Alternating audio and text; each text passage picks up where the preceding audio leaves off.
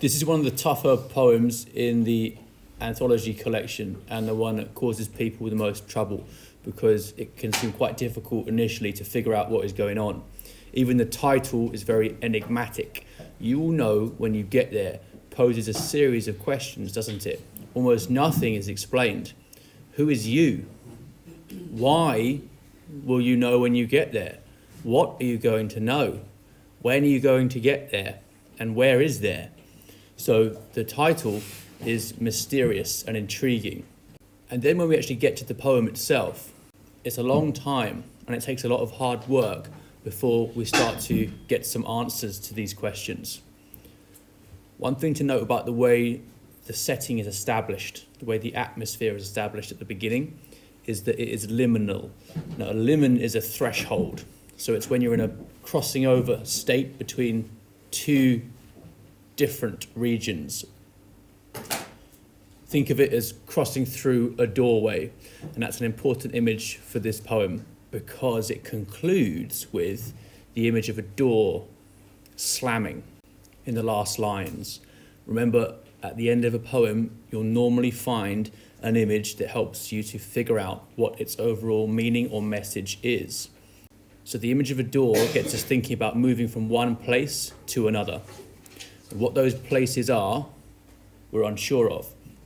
But one of our jobs reading this poem is to try to figure out what they might be, what the door might represent. Right at the beginning then, we're told that it's set by the sea. Nobody comes up from the sea as late as this in the day and the season, and nobody else goes down the last steep kilometre, wet metalled, where a shower passed shredding the light, which keeps pouring out of its tank in the sky through summits, trees, vapours thickening and thinning.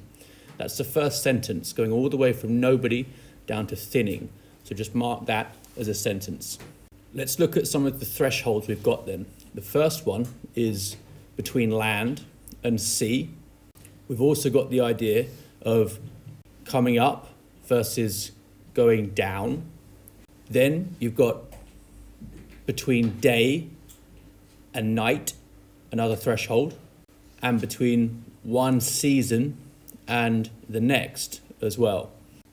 So this might be a literal season of the year, or it could just be to do with the season for fishing, because the person walking down is picking mussels. So it's ambiguous, but either way, it's going to be the end of something.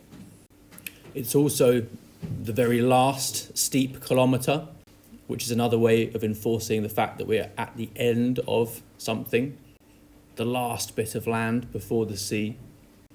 And it could be as well that the light as well, which is pouring out of a tank in the sky, because a tank is something with a finite capacity, the light is also running out. The light being poured out of the tank is crossing that metaphorical boundary too. And the same could go in the next sentence for the reservoir. A reservoir contains only a finite amount of water. So when the rain pours down, the water is running out. So plenty of limens or thresholds mark the outset of the poem. Think what mood they establish. We're thinking already about crossing over. The sea comes in the first line though, so it's important to think about what mood that establishes. In mythology and in the Bible, the sea is symbolically important. In the Bible, the subterranean deep is often associated with forces opposed to God. It's called the abyss and is seen as the abode of the devil and the fallen angels.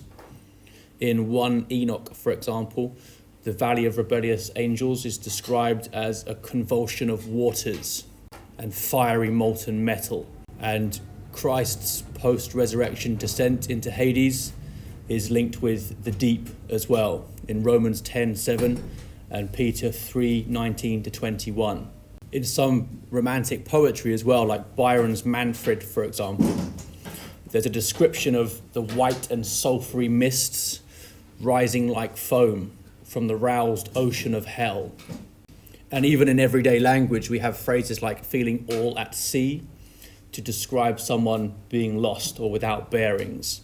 So the sea, broadly speaking, is associated with, if not outright evil in the Bible, at least forces of chaos or disorder.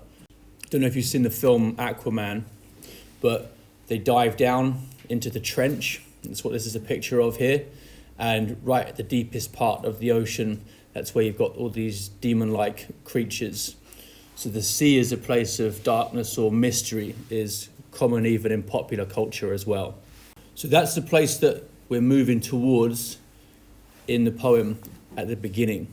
The kilometre is steep, and nobody else is going down and nobody else is coming up, might suggest it's going to be a difficult journey and perhaps dangerous. And if it's so steep and the ground is wet metalled, maybe you can't even get back up if you want to. That's why nobody comes up and nobody else is going down, because once you go down, you can't come back again. The shower shredding the light is an interesting image as well. If you think about what rain looks like when it catches light, you might be able to make out some bright bands of water reflecting the light, looking like they've been shredded, cut. But it might also suggest ideas about pain or fragmentation or violence. To shred as a verb connotes those ideas. The light pouring out of the tank in the sky through summits, trees, vapours thickening and thinning is another image you might want to explore. Think about the impact of vapours here. Does that suggest something about insubstantiality?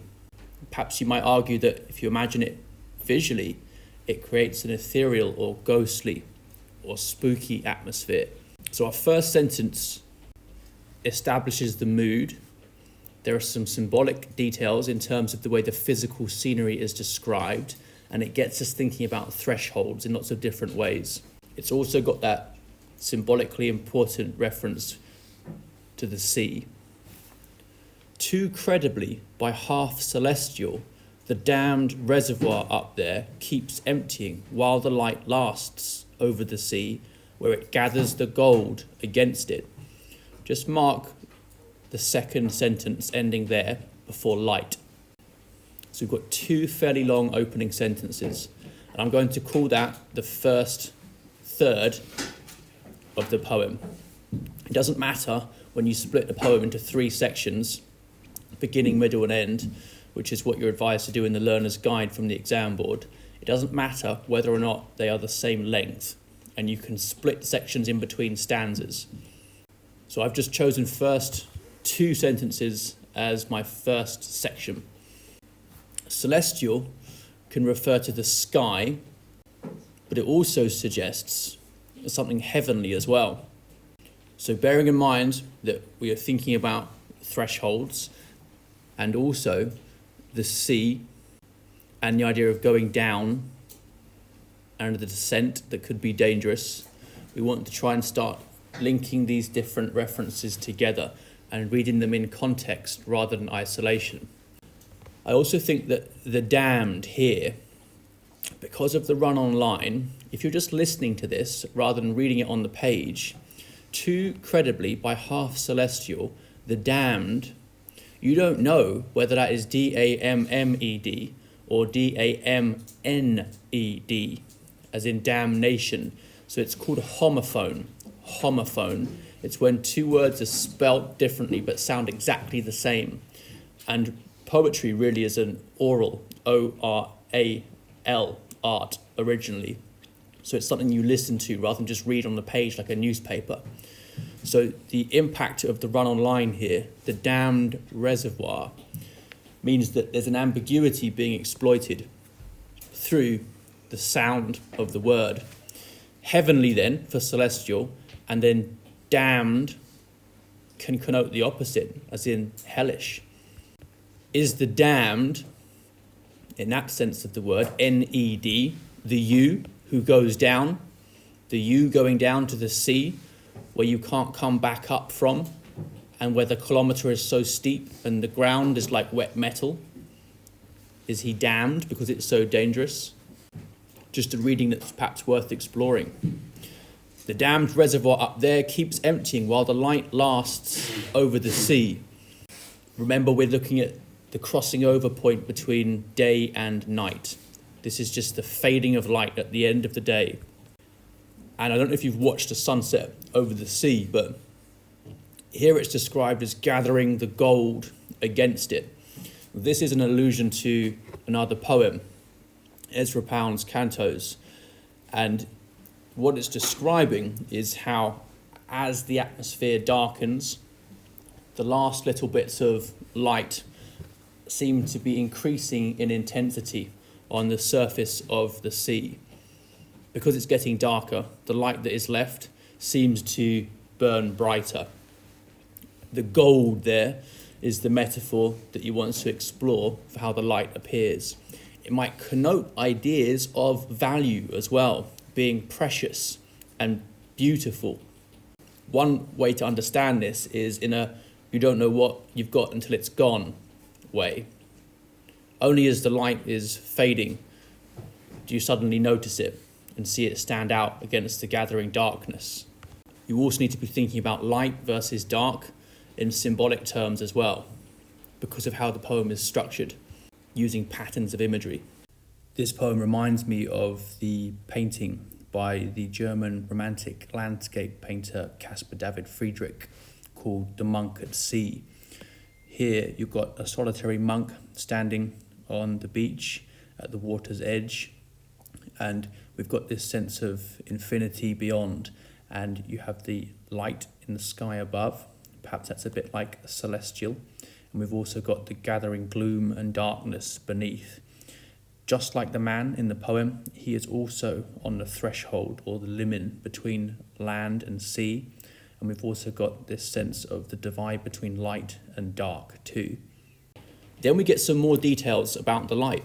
The light is bits of crushed rock, randomly glinting underfoot.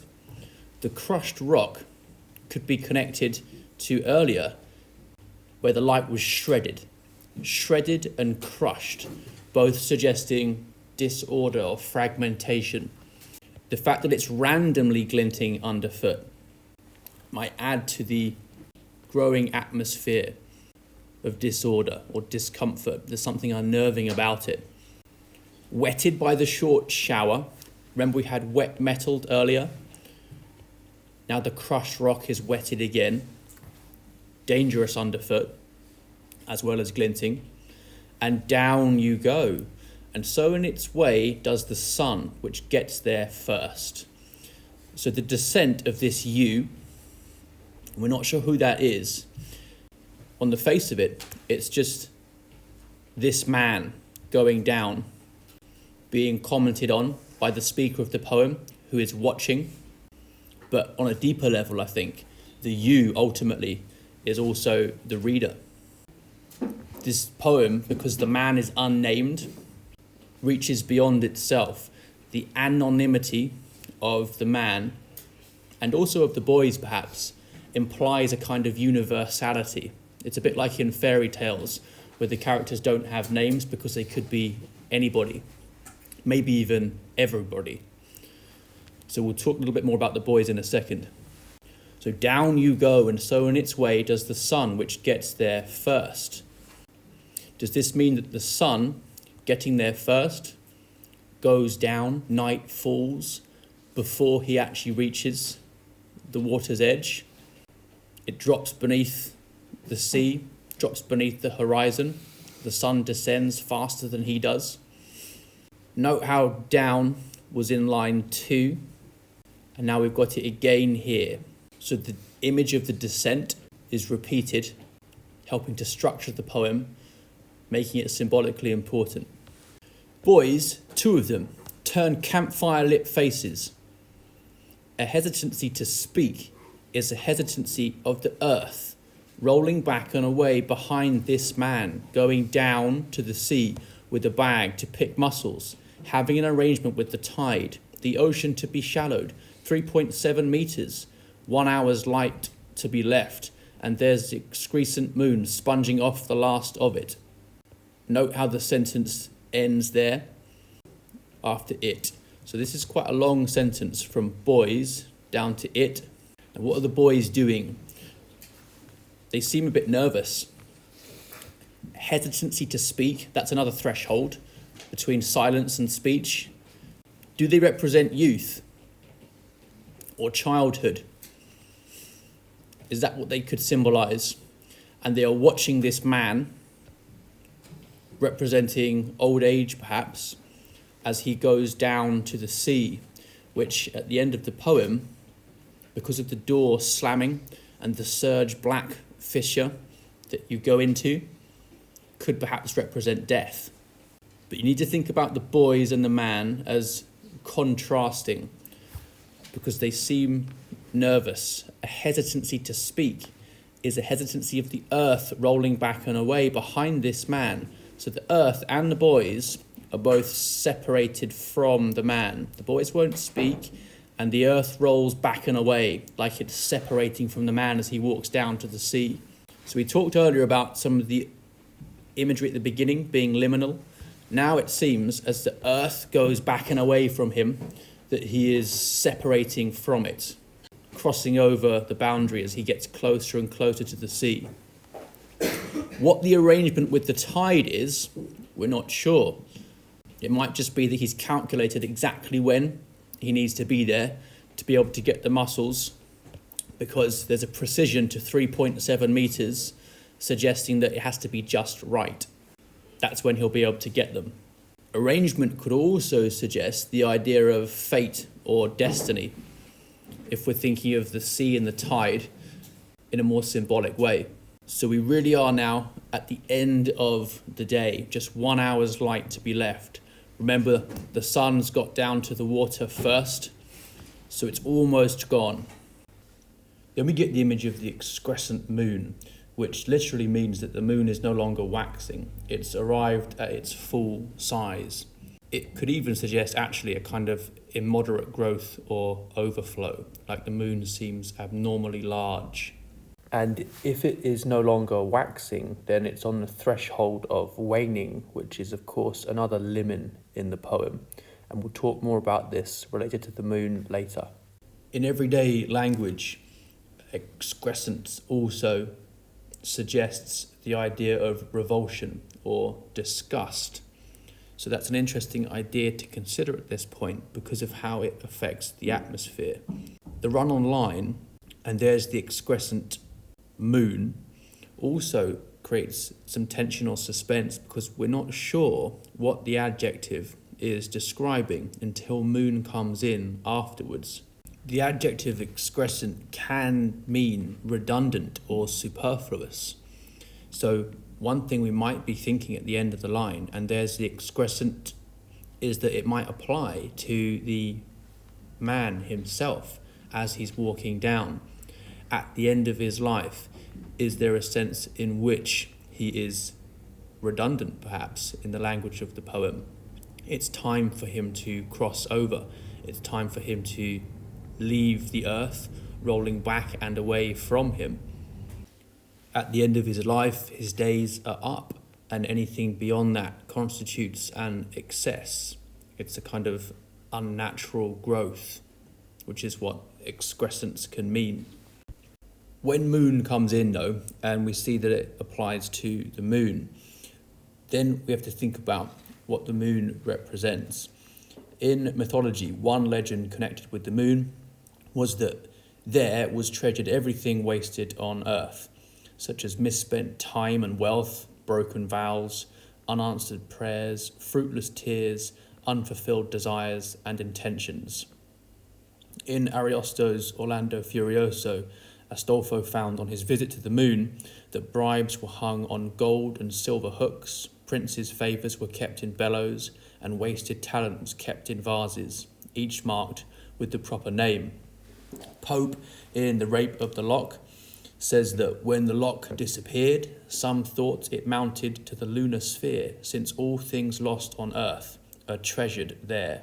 We also have the phrase, the limbus of the moon, and that is a very important idea for this poem about limens or thresholds, because limbus of the moon refers to that concept through the image of the limbus. Limbo, from the Latin in limbo means on the edge, coming from the idea of a border, a fringe. We've been thinking about lots of different borders and edges throughout the poem. So at the end, when the moon comes in, it's perhaps the clearest example of this atmosphere of being in limbo.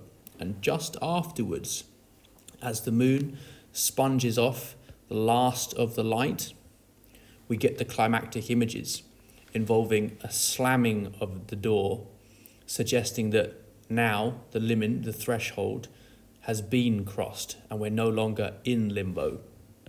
Then we get the last couple of sentences, which are very short compared to the others. A door to shudders, and then the climactic single line sentence right at the end. Down you go to fissure. This means that we've got 6 sentences in the whole poem. 1 from nobody to thinning, then from 2 to it, then from the light to first, and then boys to it, and the last 2. So the way I've split this up into 3 sections is 2 sentences at the beginning, 2 in the middle, 2 at the end. Your sections don't have to be the same length, remember. Don't think, though, that because the last section is short, that there's not much to say. In fact, I think this is where the most important images and symbols in the poem occur.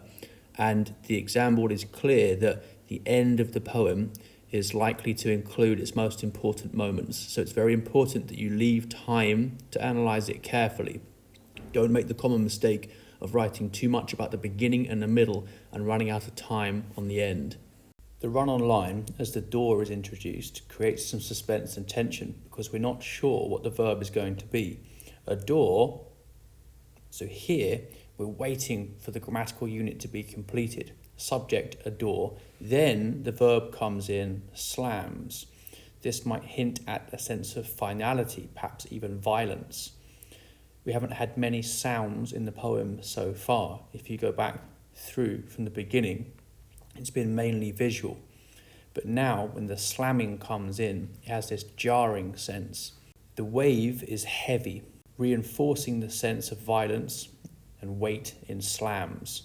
The fact that a door is repeated, a door slams, a heavy wave, a door, shows us that the metaphorical sense of the wave is being stressed.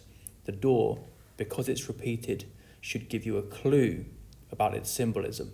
We said before that doors are used to cross from one room to another and are the idea of an opening or a threshold between 2 different states. What the seafloor is and why it shudders is less clear. It might be that the seafloor shudders, i.e. shakes violently as a result of the weight of the wave.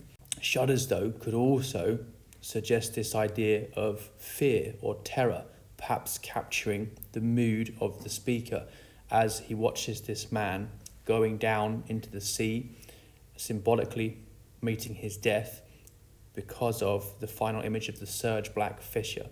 So shudders is both literal, but also, like so many other images in the poem, metaphorical, suggesting fear. Perhaps the surge black fissure at the end of the poem is an allusion to the river Styx from Greek mythology. Its waters were black, and its name Styx literally means shuddering. We said that down is repeated often. Second line, middle of the poem, again going down. So it's no surprise that in the final line of the poem here, it's repeated yet again. Down you go, word for word, repeats down you go from the middle of the poem. Except here, we now have alone added in. Remember, the boys are the only other human presences mentioned, and even the earth rolls back and away from this man, heightening his isolation. So in the final line, we have an image of solitude. Perhaps the idea that we all have to confront death, ultimately alone, is the idea being conveyed here. So late, highlighted in blue, is an echo of late in line 1. I would be commenting on how the first and final lines function as a pair in that sense. Lateness then becomes not just a time, but also a theme. and you could bring this back to the idea of liminality. Serge Black Fissure as the final image of the poem is an important one. A surge suggests the idea of a large or heavy movement of water connoting violence as well. And the fissure means a cleft or an opening. So fissure and doorway then are two related images. But note that the blackness has been linked to the surge. This image of black waves surging above the sea might help you to think about this. Why might blackness be a symbolically important colour for the poem to conclude on? We've had light earlier, we've had it gathering the gold against it as the light pools over the sea. But now, as the sun goes down and we're in the last phases of the day, blackness is the culminating image. Like we said at the beginning of the poem, with the descent into the water's depths, is the blackness a symbol of the unknown?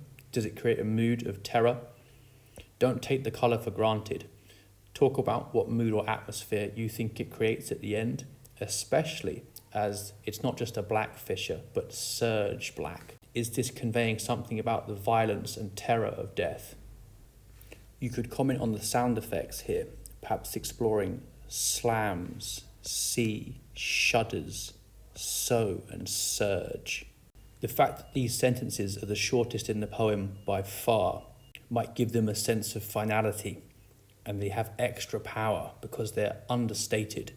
The speaker's mood here seems to be conveyed through the laconic style. That's Laconic. There's a kind of harshness, perhaps even resignation to the end of the poem. There's not much about this poem online, but there is an analysis of it on poetryprof.com, and I wanted to draw attention to this comment on the layout of the poem because I think it's typical of the sort of comment that is useful as far as it goes but doesn't go far enough. Everything in this poem moves down: the man, the path, rain, the sun. The sense of downward motion is accentuated partly through repetition, and down you go, this man going down to the sea, down you go alone, and partly through enjambment as the poem careens from one line to the next, one stanza to another. So at least this attempts to address how the poem is laid out on the page, and I think it's worthwhile doing that at least once in an essay on a poem. But it could be more specific in terms of how it engages with the enjambment or the run-on lines. Some particularly interesting examples to explore might be, as we mentioned before, damned reservoir, where the homophone, damned, could, before we see reservoir coming afterwards, at least when we listen to it, suggests the idea of the damned or damnation. You could tie that into celestial, exploring the contrast. Excrescent, as an adjective, had all sorts of different connotations we mentioned before, and only when the line finishes do we see that it relates to the moon. That's another moment of suspense and ambiguity caused by a run-on line. And then at the end, a door slams. Again, suspense because we have to wait for the verb. So be as precise as you can when you explore the effects of run-on lines or enjambment. So it's not just careening from one line to the next. Instead, there are sometimes very definite, deliberate pauses at the end of lines exploited for subtle effects. I would also argue that I don't think everything in the poem moves down, because at the end, when the wave surges up, that is an upward movement. So perhaps it's something about the inevitability or inescapability of death, if that is what that surge black fissure represents. You don't go to it. Ultimately, it comes to you. You can't escape. So it's a little bit too simplistic to suggest that everything moves down. It's also debatable whether the fact that a poem moves down a page suggests anything about the fact that it's about a man going down. If I write a poem about a bird taking off, it's going to go down the page, even though the bird is going upwards. Some of these comments about how the overall layout of a poem ultimately encapsulates its meaning can easily become too generalized. It's as if I were to sit at a piano and start bashing the keys with no attempt to actually play music, and say that I'm therefore expressing a mood of chaos or disorder. It's probably just that I'm bad at playing the piano. Good essays are about precision and attention to detail. So whenever you can, say a lot about a little, not a little about a lot. Much of the imagery in the poem is quite intense and unusual. So let's work with a question on how the poet makes it striking. The first thing to do is to make sure you pick out the key word from the question and repeat that in every paragraph in your essay. Here we've got the introduction, a paragraph on the beginning of the poem, one on the middle, one on the end, and then the conclusion. It's best if you follow through the poem chronologically, commenting on quotations from each section, beginning, middle, and end, that you have prioritized. I think if you choose about 2 or 3 for the beginning, middle, and end, then you'll have enough to develop your personal response. In the learner's guide from the exam board, they recommend 6 to 7 quotations, so that goes to show that you really don't need to be commenting on every word. If you do, you will run the risk of failing to have enough time to comment in detail on the language, and it really is depth of analysis that gets you the marks. So choose the ones that you think are most relevant to the question you've been asked, and spend time exploring their basic meaning or denotation, and then try to get 1 or 2 connotations or implied or suggested meanings for each. Remember, where you can, to explore links between the quotations, thinking about how the language works in context. When you're quoting, you shouldn't be just cherry picking and thinking about the language in isolation. A good poem is a bit like a spider's web, so that if you touch one bit, the rest vibrates. You need to explore the vibrations and think about what sort of links form between the different images. Your introduction should be very brief, perhaps 4 to 5 lines long. The most important thing for you to do is to communicate what you think the main themes or ideas are for the beginning, middle, and end of the poem. This will help to signpost your essay, giving the examiner a little map of where you're about to take them. It's also important for you to communicate what you think the main meaning or message of the poem is, and a good way to do that is to choose a quotation from the end, as I have done here with door slams, because the end of a poem is often where you will find the climactic imagery. So remember, a useful tip is to quote from the end of the poem in your introduction to establish your overview of what the main meaning or message is. It also doesn't hurt to include just a very brief first-person personal response. Overall, I feel, or overall, I got the impression, just to make sure that is crystal clear for the examiner. Keep the topic sentences simple. I've just gone for at the beginning, in the middle, and at the end. There's no need to overcomplicate things. Make sure that for each topic sentence, you specify what your theme is. So we start by looking at how the thresholds are described. Then we move to the mood of parting in the middle of the poem, making sure that we briefly just refer back to the thresholds in the first topic sentence, so the points cohere. And then at the end, in the final paragraph, we refer back to the mood of parting, which was in the second sentence, the second topic sentence, and introduce the final topic of the sense of departure. You'll notice that these topics are the ones developed in the introduction. In the conclusion, it's a good idea for you to show that you can think about some of the deeper implications of the poem. So a good way to do this is to choose one image or phrase that you think best sums up the mood or atmosphere, and to try to give 2 or 3 reasons why you think it's particularly effective. If you can, move beyond the particular situation of the poem to think about its broader or more general implications. Remember, it's very important that you pay careful attention to the imagery at the end of the poem, because that's likely to be the most important imagery, coming as it does at the climax of the poem. Most people tend to write too much for the beginning and the middle and not leave themselves enough time to do justice to the end of the poem. What you might like to do with this skeleton plan for an essay where I've written out the introduction in full and the conclusion, but just given you the topic sentences and some examples of quotations you might use, is pause the video and see if using this framework you can complete the essay, giving yourself about 40 to 45 minutes to write the entire thing.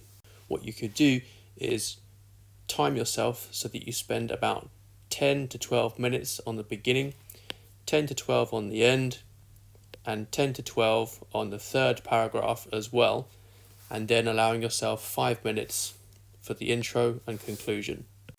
Remember, the key to getting good marks is having a sustained, perceptive and detailed personal response.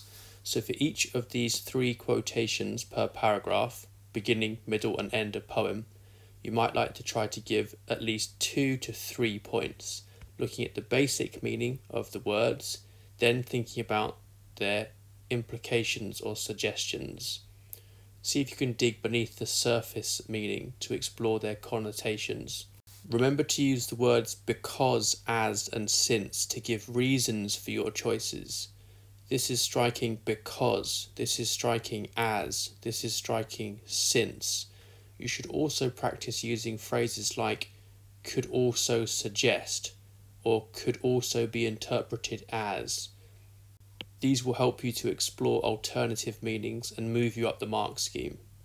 It can be quite hard when studying poetry for a GCSE exam to remember that most poems weren't written for people to write about in exams, and most poetry isn't actually read by people writing about it in exams either.